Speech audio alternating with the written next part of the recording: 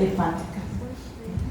Entonces, igual no hay un conflicto de intereses, pero hay una serie de datos curiosos que me gustaría compartir que encontré la primera vez que me puse a hacer una revisión para la charla, ¿no? Y es que ya en los papiros de Evers, estos son libros que tienen más, papeles que tienen más de 3.000 años antes de Cristo, hay la descripción y fueron encontrados cálculos biliares en esas momias egipcias, ¿verdad? Entonces esto es una patología que ya pues está entre nosotros hace mucho y se conoce de ella. La primera descripción como tal descrita fue hecha por Realdo Colombo en 1516, que fue un anatomista italiano, y la primera colecistectomía se realiza en 1882 y en 1985, prácticamente 100 años después, se hace por videolaparoscopia, ¿verdad? Que es la mayor manera en cual es manejado esta patología actualmente. ¿Cómo se presenta? La clínica cólico-biliar, lo vamos a hacer la evaluación clínica, los paraclínicos, y tenemos una serie de métodos de imagen para evaluar el ultrasonido, la tomografía computarizada, la resonancia magnética, la colangioresonancia y la colangiopatología retrógrada endoscópica. Cada una tiene una aplicación dependiendo de los hallazgos o lo que el paciente presente. El objetivo, como siempre, como habló el doctor en su charla y hablamos en las anteriores, quienes me han antecedido, es hacer un diagnóstico inmediato, un diagnóstico temprano para orientar la conducta y evitar que nuestro paciente se complique. Se caracteriza por un dolor tipo cólico que no cede, por fiebre, el Murphy positivo, puede en algunas ocasiones haber una vesícula palpable y la presencia de ictericia, ¿verdad? ¿Hay algún requisito para este estudio? Realmente desde el punto de vista del paciente, ninguno. Él tiene dolor, no hacemos ayuno, no pedimos ayuno como si lo estuviéramos haciendo para un estudio de rutina. ¿Okay? Dificultades hay, sí. Tenemos una pequeña ventana ecográfica, a veces por el mismo dolor el paciente no nos permite explorarlo. Intentamos ir vía intercostal, puede haber mucho gas, puede haber obesidad con gran frecuencia en este tipo de pacientes. Entonces, tenemos que van desde la presencia de cálculos en la vesícula biliar hasta la colecistitis, ya sea aguda o crónica, hidrocolecisto, piocolecisto, que son complicaciones del proceso biliar. De las consideraciones anatómicas, la vesícula biliar es una estructura que está ubicada en relación con la vena porta y la línea interhemisférica o la línea de Catlin. Si nosotros tenemos dificultad en visualizar vesícula biliar, buscamos estas referencias anatómicas y allí vamos a encontrar la vesícula biliar. Luego, tener en cuenta que no es un órgano fijo, ¿verdad? Que él tiene cierta movilidad y hay una relación constante, como les dije, con la fisura lobar y la vena porta. Y otro dato importante que tenemos que tener en cuenta es el conducto hepático, el conducto biliar común y el colédoco. El colédoco va a estar siempre anterior a la porta. Puede haber una variación en la relación con la arteria hepática, más no con la porta. ¿Okay? Puede ser anterior o posterior a la arteria hepática, más siempre es anterior a la porta. Esto es importante también cuando tenemos dificultad en delimitar el mismo.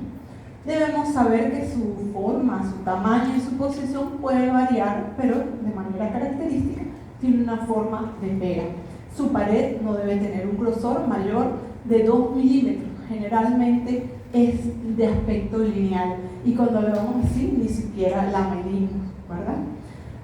Ubicada en la fisura interlobar y le consta de cuello, cuerpo y fondo. En ocasiones, como la vamos a medir tanto en corte longitudinal y transversal, sobre todo en aquellos casos donde tengamos dudas.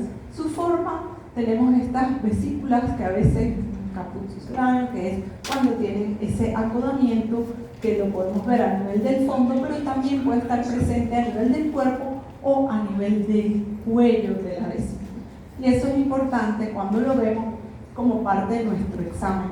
Esto se denomina o infundible saco de Hartmann, y hay que estar muy pendientes, y a veces ponemos al paciente de lado, lo ponemos de pie y realizamos todas estas maniobras para ver si este saquito, este infundíbulo permanece con este acomodamiento o si él se rectifica, y con esto también vamos a descartar posibles tabiques o presencia de cálculo a ese nivel que pueden estar dando origen a la patología. En el caso de este paciente, luego de un rato de tenerlo en el decúbito lateral y lo colocamos de pie, como ven acá, la vesícula se rectifica y la vemos como una perita y desaparece ese saco de Hartmann descrito. El diagnóstico diferencial va a ser con patología vecina, generalmente con los procesos de dispepsia digestiva, patología torácica, neumonías basales, pueden dar lugar a dolor abdominal en cuadrantes derechos, sobre todo cuando son del lado derecho, trastornos cardiovasculares, patología hepática y patología renal. Es decir, si no encontramos nada en vesícula biliar, debemos revisar hígado, debemos revisar riñón para nosotros descartar que no sea esa la causa del dolor. Vamos a tener una sensibilidad del 95 al 100% para detectar litos a partir de los 2 milímetros. Realmente una alta sensibilidad, ¿verdad? Como podemos ver. Y lo otro, pues que al mover al paciente nosotros vamos a ver cómo ellos se desplazan. Eso es importante.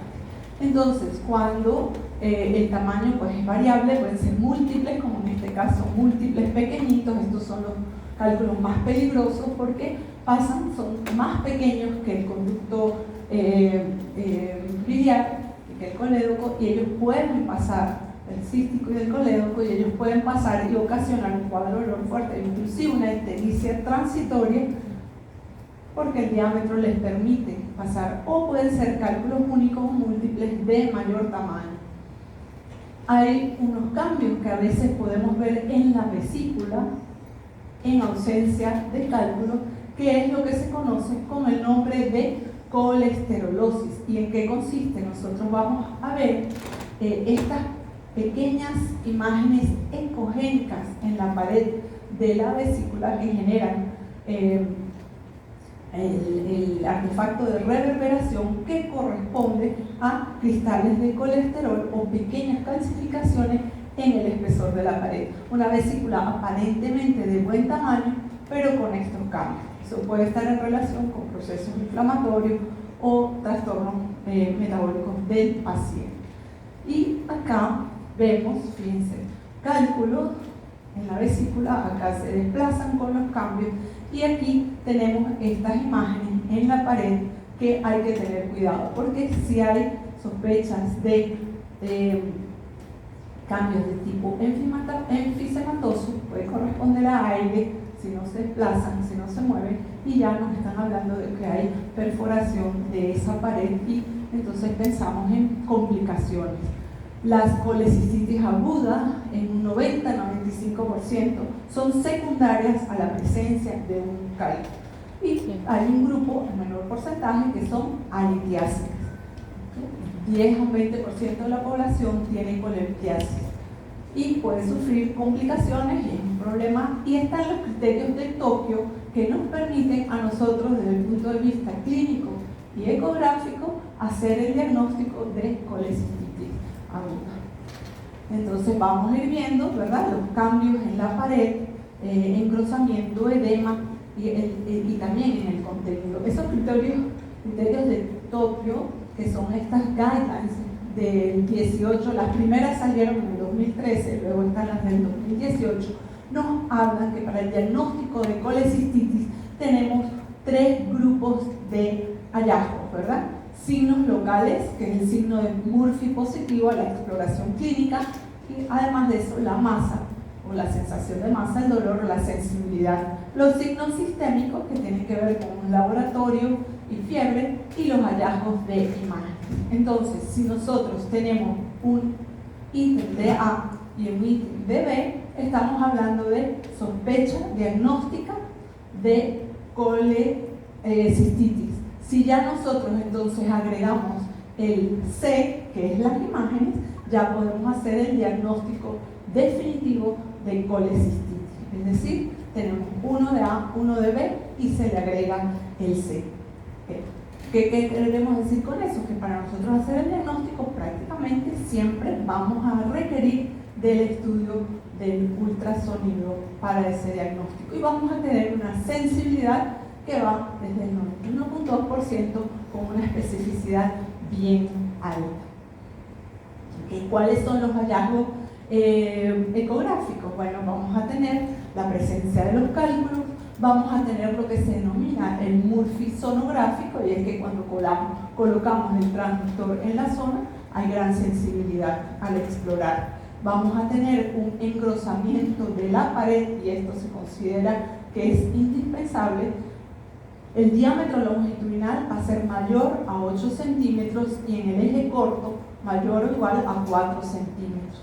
Puede haber la presencia de un cálculo enclavado, podemos ver contenido, grumos, barro biliar, debris en el interior y podemos hallar asociado cambios en la grasa perivesicular y colecciones perivesiculares dependiendo del tiempo de evolución del proceso.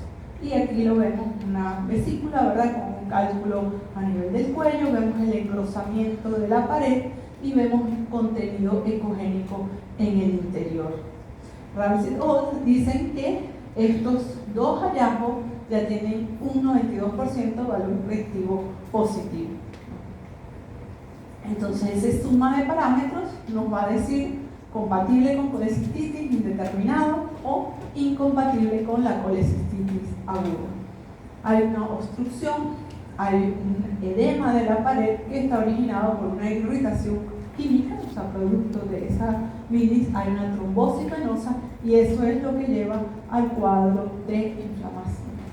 Entonces, este trabajo de la American College of Radiology publicado, donde se estudió 5.859 pacientes, se encontró, ¿verdad?, que la colecistigrafía, que se considera un método muy específico, tiene una sensibilidad y especificidad muy alta, y aunque el ultrasonido está por debajo de eso, es un método que está ampliamente disponible y por lo tanto se considera, a pesar de que tiene menor sensibilidad y especificidad, el método de elección para la evaluación. Y esto lo comparan con tomografía y con resonancia, que es todavía menor.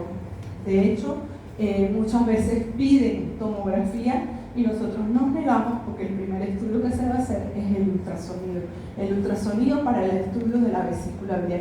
Si queremos estudiar vías biliares, entonces es posible que la tomografía nos aporte alguna información adicional que se le escape al ultrasonido. Además de eso, nosotros evaluamos la vía biliar principal y evaluamos el colédoco, ¿verdad?, para ver si este efecto, si este hallazgo de colecistitis con esta vesícula aumentada de tamaño, con engrosamiento de las paredes y la presencia de ese cálculo, está teniendo efectos o cambios a ese nivel. Aquí ven otra vesícula con un cálculo grande que no se desplaza y la colesterolosis asociada a los hallazgos que estamos observando. Este ejemplo, una paciente de 33 años que consulta por dolor y inicialmente vemos vesícula biliar, no nos impresiona, la movilizamos, vean que ahí lo impresiona hacer una hepatización de la vesícula biliar, pero realmente esto es barro biliar y no podemos descartar. En este momento realmente no hay un engrosamiento importante, pero esa vesícula está congestiva, está llena de barro, pero esto fácilmente se infecta y se convierte en un piocolecisto. Entonces es importante determinar, evaluar y medir ese engrosamiento de las paredes. Acá un ejemplo de esta paciente, ¿verdad?, tiene aparentemente un cálculo, la movemos, la colocamos en el decúbito lateral para confirmar si hay desplazamiento o no de los cálculos. Cuando la colocamos en el decúbito lateral, vemos que esos cálculos se desplazan. Sin embargo, hay un engrosamiento de la pared hay bastante dolor y nosotros comenzamos a observar vías biliares, vemos que hay una dilatación de ese colédoco, exploramos nuevamente a la paciente y tratamos de seguir ese trayecto y encontramos con que la paciente tiene un cálculo en el colédoco, distal en el colédoco. Siempre que veamos un colédoco dilatado, tenemos que hacer el mayor esfuerzo por buscar esa piedra que probablemente esté alojada ahí ocasionando el cuadro.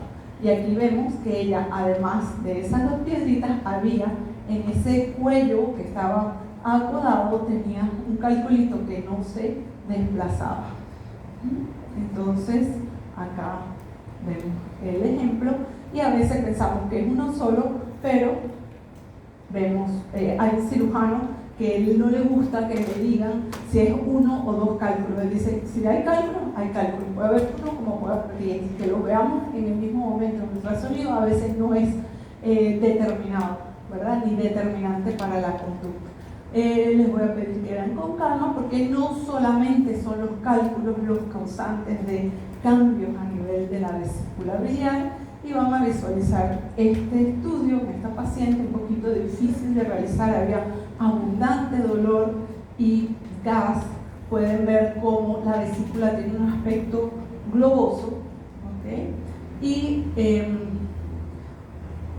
aprovechando que el estudio es un estudio dinámico, vemos que hay como un cuello, aquí hay un tabique, lo que nos impresiona un tabique, pero vean ustedes esa estructura tubular en el interior de la vesícula biliar. En este caso, pues ya tienen el diagnóstico, ¿verdad? Mascari que se metió en la vía biliar y entró a la vesícula, y ellos, a pesar de que eso es ácido, a veces pues están vivos ahí por un buen rato, pero en este caso ahí vemos, ¿no? el Ascari en el interior de la vesícula biliar. Paciente femenina, miren, esta vesícula está engrosada, no impresiona aumentada de tamaño, pero si vemos con cuidado, vemos que ella tiene como un acodamiento acá, otro acodamiento acá, y este es el cálculo, ¿verdad? Entonces, no nos contentemos con simplemente decir la vesícula está engrosada, la vesícula tiene cambios inflamatorios, rotemos al paciente hasta nosotros lograr determinar el causal. Y ahí lo vemos, ¿okay? Ese cálculo enclavado en vesícula, y en ocasiones utilizamos el Doppler color, si no estamos muy seguros, para identificar el hepático común o el colédoco en su relación con la porta. Otro ejemplo, marcado engrosamiento de las paredes. Si se dan cuenta, a diferencia de los anteriores, es un engrosamiento bastante homogéneo y realmente hipoecoico, y tiene como un doble halo, ¿verdad? Entonces hay que tener en cuenta que hay otras causas de engrosamiento también. Y miren la edad, un bebé de 8 meses con unos cambios en la vesícula biliar de esta manera. Esto realmente no es una colecistitis, este es un pacientito, miren el marcado edema en el corte transversal con dengue, ¿verdad? Muy pequeñito para agarrar el dengue, y el dengue produce un proceso de cambios inflamatorios a nivel de la serosa, y es por esa vía que ocurren estos cambios a nivel de la vesícula. Hay unos trabajos que han salido últimamente o recientes que dicen que el grado de engrosamiento en el dengue está en relación con la evolución del paciente. ¿Okay? Es bastante reciente, pero bueno, está eso. Debemos sospechar, entonces, además de eso, pues enfermedad hepática, ascitis, falla cardíaca, enfermedades con síndrome de inmunodeficiencia adquirida y el dengue como causales de cambios en vesícula biliar que no es de origen litiásico. ¿Okay? Acá otro, el bebé de 1 año. Pero no hablamos ahí de colecistitis, sino que son cambios en la pared de la vesícula biliar secundarios a la patología base, que en este caso conocemos que se trata pues de dengue. Y acá vemos otro. Generalmente estos pacientes van a presentarse con líquido libre de cavidad, con esplenomegalia. Un caso clínico, paciente de 43 años. Fíjense aquí, demostramos con el Doppler color que estas estructuras, pequeñas estructuras ecogénicas que tienen aliasing, están en la pared de la vesícula biliar y corresponde a un cálculo en el interior. Otro paciente masculino de 27 años, este es un caso relativamente reciente. El paciente acude en 2 oportunidades seguidas por cuadro de cólico biliar intenso, sin otra alteración, sin alteración de las transaminasas, ni alteración de la bilirrubina. En la segunda oportunidad nos piden que lo reevaluemos, que hagamos una segunda revisión, ya que el paciente tiene mucha clínica de dolor, que es la segunda vez que acude en un periodo menor de 3 meses. E inicialmente esta es la imagen que nos muestra, ¿verdad? Una vesícula biliar de paredes encrozadas, sin más. Nosotros comenzamos a rotar al paciente, a movilizarlo, utilizamos Doppler color, vemos que hay cambios inflamatorios, aumento en la vascularización de la pared, vemos con microvascularización que no está solamente limitada a la pared anterior, que es toda la pared que tiene cambios. Vamos rotando al paciente y nosotros logramos visualizar, ¿verdad? Que está en el saco de Harman, en el infundible. Hay que buscar, porque muchas veces simplemente en el paciente habían dicho colecistitis alitiásica, pero pues aquí demostramos que realmente había un causal, había un lito ubicado a ese nivel que fue difícil de evidenciar, pero que es el causante del cuadro, y ese paciente amerita conducta quirúrgica, porque eso no va a mejorar con solo tratamiento. Y acá otro hallazgo de la otra imagen del mismo paciente.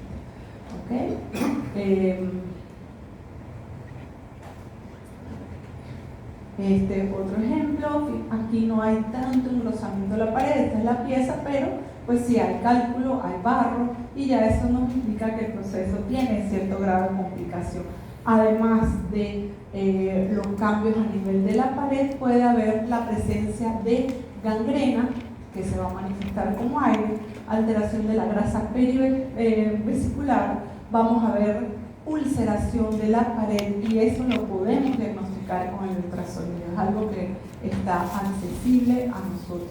Podemos ver lo que se llaman los flaps intraluminarios, y nosotros vemos que con los movimientos respiratorios o con la transmisión del latido aórtico hay pedacitos de la pared que se movilizan en el interior, la presencia de gas, el absceso perivesicular, y eso es todo, aumenta la morbimortalidad del paciente.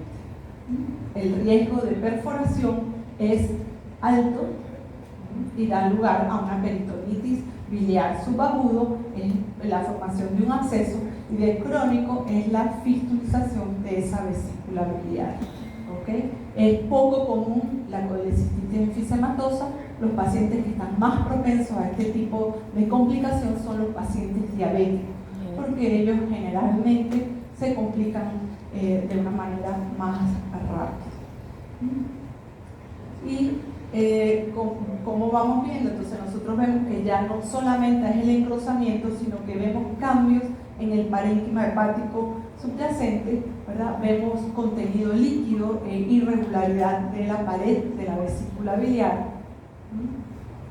Acá este ejemplo, una paciente de 39 años que acude con dolor exquisito, vemos un cálculo, el cálculo estaba enclavado, ella tiene una colecistitis, pero fíjense cómo está esta zona anecoica irregular, muy bien delimitada en relación con la pared anterior. Realizamos el ultrasonido magnificando y vemos cómo hay discontinuidad de la pared de esa vesícula, ¿verdad? Ella se perforó parcialmente y se formó una colección en relación con esa zona. Y aquí vemos, miren, la marcada irregularidad y engrosamiento de la pared de esa paciente. Obvio, estos ya son casos que ameritan conducta quirúrgica. Y aquí lo intentamos con el lineal y fíjense que obtuvimos una excelente imagen y vemos con más detalle lo que ya habíamos descrito con el transductor convexo. Otra complicación acá, vemos engrosamiento, irregularidad y los cambios en el parénquima hepático producto de los abscesos que ocurren la presencia de aire, la presencia de pus, barro grueso, heterogéneo, que son pacientes que tienen cifras de leucocitosis bastante altas, y ya esto pues nosotros podemos orientar a qué es lo que está ocurriendo. El hidroquinesisto, vamos a tener una megavesícula, una vesícula que generalmente tiene más de 10-12 centímetros, redondeada. No necesariamente vemos el engrosamiento de la pared, es una pared delgada, pero es una pared que está realmente bien delimitada y una vesícula bastante voluminosa. Acá, fíjense, vemos en este caso una colecistitis enfisematosa. Todo esto corresponde, y esta atenuación es aire en la pared, ¿okay?, por perforación de la vesícula biliar. Con respecto a las vías biliares, al colédoco específicamente, el hepático común, él está anterior a la vena porta. Vamos a evaluarlo en la medida de lo posible, tanto proximal como distal, y de esto nos podemos valer para verlo distal. Podemos pedirle al paciente que tome agua, si él la tolera, para llenar de agua la cámara gástrica, y entonces con eso visualizar el colédoco distal. El diámetro va a estar alrededor de 5 a 6 milímetros, pero esto va a depender también un poquito de la edad del paciente. Lo que sí es patológico es que tenga más de 7 milímetros, ¿verdad? Y se dice que él va a aumentar dependiendo de la edad. ¿Okay? Y ahí pues lo vemos y vamos haciendo cortes hasta evaluarlo en su relación con la cabeza del páncreas.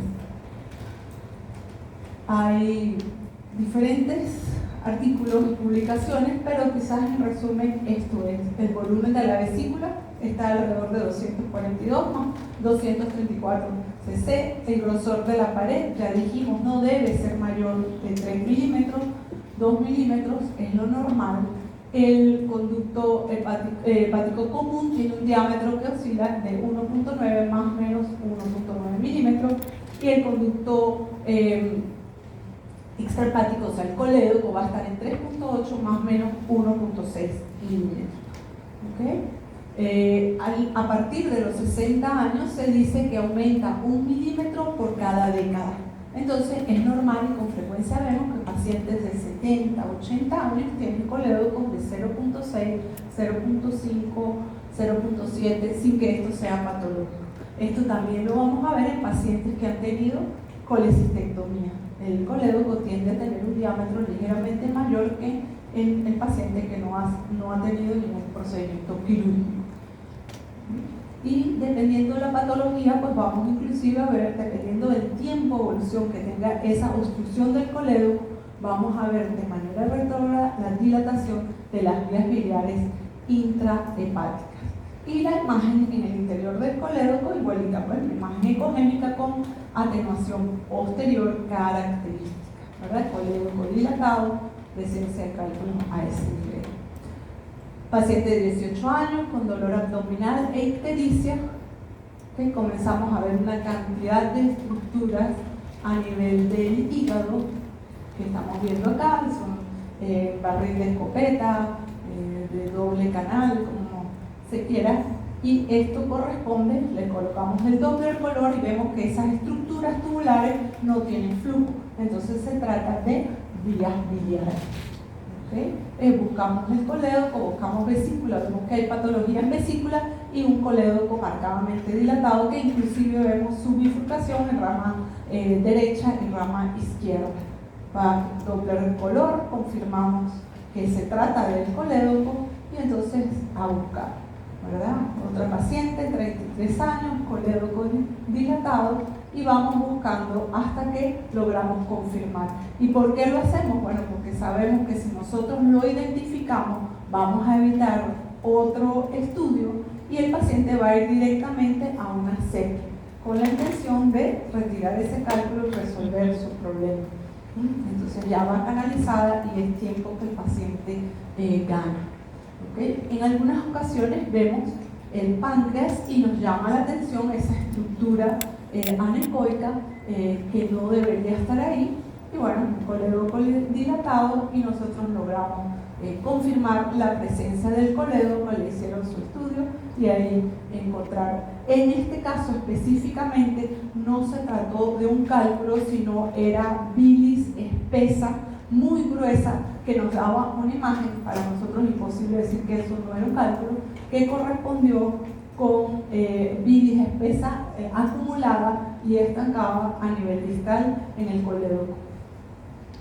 Y la clínica que va a dar es el dolor tipo cólico y la ictericia, quizás lo más llamativo, ¿verdad? Y ahí las vemos en ocasiones únicas, múltiples, ya esto va a depender un poquito del tiempo. Y la dilatación de las vías biliares intrahepáticas. Siempre evaluamos el páncreas para confirmar o descartar de que no haya compromiso de ese tejido pancreático. Aquí vemos otra imagen parecida a la que vimos anteriormente. Fíjense, una paciente con un cuadro de dolor abdominal, vemos la vesícula no tiene patología, ¿verdad? Vemos el páncreas, pero tenemos este colédoco o esta estructura acá que en el corte transversal se ve de esta manera. Entonces, esta es una paciente antes de la que vimos el video. Esto es colédoco dilatado y esto en el interior es un ascaris en el interior del colédoco y en esta estructura. El componente anecoico es el tubo digestivo del ascaris que nosotros logramos ver. ¿Okay? Entonces, estar atentos porque dependiendo de, muchas veces, pues, el medio de donde venga nuestro paciente, pueden presentarse con estas imágenes que corresponden a ascaris en la vía biliar e inclusive está ocasionando dilatación del conducto pancreático. La colangitis es más que todo clínica, hay dolor, hay fiebre ictericia, y lo que nosotros vamos a hacer es diagnosticar qué la está causando. Es un proceso infeccioso, inflamatorio de la vía biliar, pero es secundario a un cálculo, es secundario a una colecistitis, es algo que nosotros podemos ver. Litiasis residual en los pacientes que ya han sido operados, contaminación o secundario a un proceso intervencionista. ¿Okay? Hay colecistitis alitiásica, lo más común el paciente diabético, y lo que vamos a ver es todo lo que hemos descrito, pero no va a haber presencia de cálculos, simplemente los cambios a nivel de la vesícula biliar. Acá un paciente, barro, inflamación, aumento de volumen de vesícula, engrosamiento de las paredes, cambios a nivel de páncreas, aquí había una pancreatitis asociada, pero colecistitis alitiásica. ¿Okay? Siempre revisamos hígado, revisamos vasos. Colecistitis crónica, ¿por qué se caracteriza? Bueno, aquí vamos a ver todo lo contrario. Generalmente es una vesícula pequeña que está alrededor de los 4 o 5 centímetros, que muchas veces no tienen contenido líquido, o sea, no hay bilis dentro, ¿verdad? Y que presentan una marcada atenuación posterior. Esta vesícula perdió su capacidad de distensibilidad, ya sea por procesos inflamatorios a repetición, por la presencia de estos cálculos, y el riesgo es cuando ellos hacen un proceso agudo en un cambio crónico. Vemos una vesícula muy pequeña, de paredes gruesas y precoicas, a diferencia de las vesículas. O acá, donde realmente no definimos, pero sabemos anatómicamente, ya lo describimos, es la vesícula biliar pequeñita, pero totalmente ocupada por un componente congénito. No es vesícula porcelana, que es otra patología que puede haber, sino que es una vesícula, parte de lo que es la colecistitis crónica. Entonces, lo que nosotros queremos es evitar las complicaciones, de hacer un diagnóstico temprano para evitar lo que hemos visto, las fístulas, la colecistitis enfisematosa, porque su alta mortalidad debemos evitarla, y la asociación con la ictericia, que es el síndrome de Milici, y la perforación, ya sea libre o cubierta. Otras causas que no debemos dejar de mencionar de dilatación, alteración de las vías biliares, es por presencia de tumoración, ya sea porque estas pertenecen a cabeza de páncreas o el esfínter de Olds. Pero por supuesto un paciente que va a ser manejado completamente diferente, y aquí vemos esa marcada dilatación de las vías biliares intrahepáticas. Este es otro paciente que acude, y aquí vemos esa dilatación importante de vías biliares y a nivel de la cabeza del páncreas una masa hipoecoica. Esto era una ictericia de origen obstructivo. Esta es una paciente de 55 años que me acude hace poco porque ella viene presentando ictericia progresiva, ¿verdad? Ahí vemos el tinte ictérico de las escleras. Tiene una bilirrubina directa de 6.9, la bilirrubina total estaba en 8.1 y ella refiere cierto dolor e inconformidad a nivel del hipocondrio derecho. Hacemos el estudio, ¿no? Igualmente vemos entonces una vesícula que más bien impresiona pequeña, pero una importante dilatación del hepático común y del colédoco. Un colédoco que estaba alrededor de 1.3 centímetros. Confirmamos, fíjense, el hígado, exploramos bien el hígado porque es una paciente con un antecedente importante, tiene hinchada de mama. Y obvio que ella está preocupada porque tenga alguna lesión. En el hígado no vemos absolutamente nada, a no ser por la dilatación de vías biliares intrahepáticas, ausencia de lesión. Comenzamos entonces a cambiar la posición de la paciente, a rotarla y vemos ese colédoco bastante dilatado. Y aquí fíjense cómo él es inclusive ligeramente tortuoso, difícil de explorar, pero logramos conseguir el cálculo. Entonces su ictericia, confirmamos, era secundario a una colédoco-litiasis. En una paciente que honestamente con todo lo que ella tenía era para que tuviera muchísimo dolor, pero con un alto rango, un alto nivel para el dolor, ¿verdad? Y esta es la causa. Obvio que eso a ella la tranquilizó bastante, el páncreas ligeramente aumentado, pero fuera de eso no había más nada. Hallazgos incidentales, no debemos dejar de mencionar, no quiero dejar de mencionar la presencia de pólipos. Ellos generalmente, son asintomáticos y son un hallazgo incidental. Hacemos el estudio para descartar patología y aparece el pólipo. Como se ven, como pequeñas imágenes ecogénicas cuya forma puede variar, que protruyen a la luz, que no se desplazan, ¿verdad? Recordamos, es un método dinámico. Nosotros sentamos al paciente, paramos al paciente, lo ponemos de lado y vemos que esta estructura realmente no se desprende. Si están ubicados en la pared anterior es fácil porque es como que si fueran el bagajo de la campanita, ¿verdad? Está ahí y no se moviliza. En ocasiones son múltiples y a veces podemos identificar un vaso irrigando al mismo, con una forma, en este caso ya no tan alargada, sino más bien redondeada o con un tamaño mayor. La colesterolosis que ya hablamos. Y entonces, ¿cómo vamos a manejar esos hallazgos incidentales?